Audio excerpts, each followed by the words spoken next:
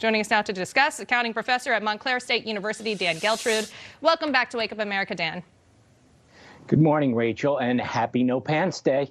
Yeah, you as well. I hope that carries throughout the show this morning. 2 hours.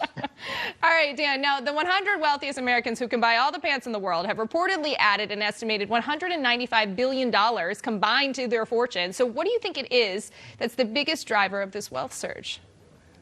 Well, it's all based upon the value of the stock market. We're talking about the 100 richest people in the country. Those are ultra-billionaires. And where are they making their money?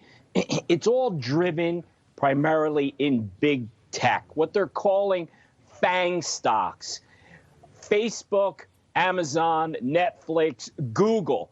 That's what's driving a lot of this wealth. If you look at Larry Page from Google, I believe in 2021, he has increased his worth by over $26 billion.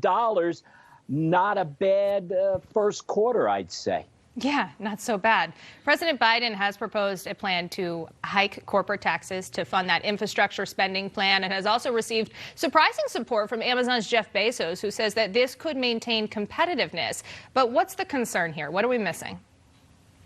Well, let me say this. What I am missing here about the ultra wealthy and corporations that were supporting Joe Biden when his administration is basically vilifying the rich in many ways when they should be celebrating that success. I mean, those are the true American success stories. You have people that start with very little, like Jeff Bezos, and he becomes super wealthy. I mean, to support policies that are being put forth, I mean, that's like supporting your financial executioner. It doesn't make sense.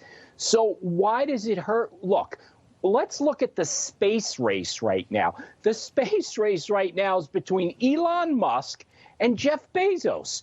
They are looking at private ventures of going to the moon. They are spending their own money to advance humankind. Those are great things that can be done with wealth. We don't have to rely on the government for everything. Okay. Now, lawmakers seem to be divided over the president's spending plan. Yesterday, during a trip to Louisiana, the president says that he's willing to work with Republicans on these plans. Let's take a quick listen to that.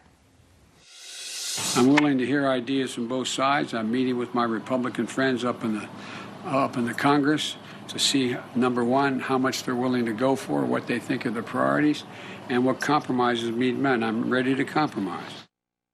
All right, so he says he's ready to compromise there. Where do you think the middle ground is or will be on this corporate tax hike, Dan? I know exactly where it'll be, and here's where it's going to be. He is going to compromise as much as he needs to be able to get every Democratic vote. The Republicans are not relevant in this, and that's just how it is. It doesn't matter if it's fair or not. So when he says compromise, he's saying it's across the aisle. It's not. If he can put forth a plan that gets every Democratic vote, which will ultimately give him enough to pass his plan, that's what he's going to do. All right, Dan, we have about 30 seconds left. When defending this proposed tax hike, the president keeps saying that the high earners must, quote, pay their fair share. Real quickly and real simply, do you agree with that?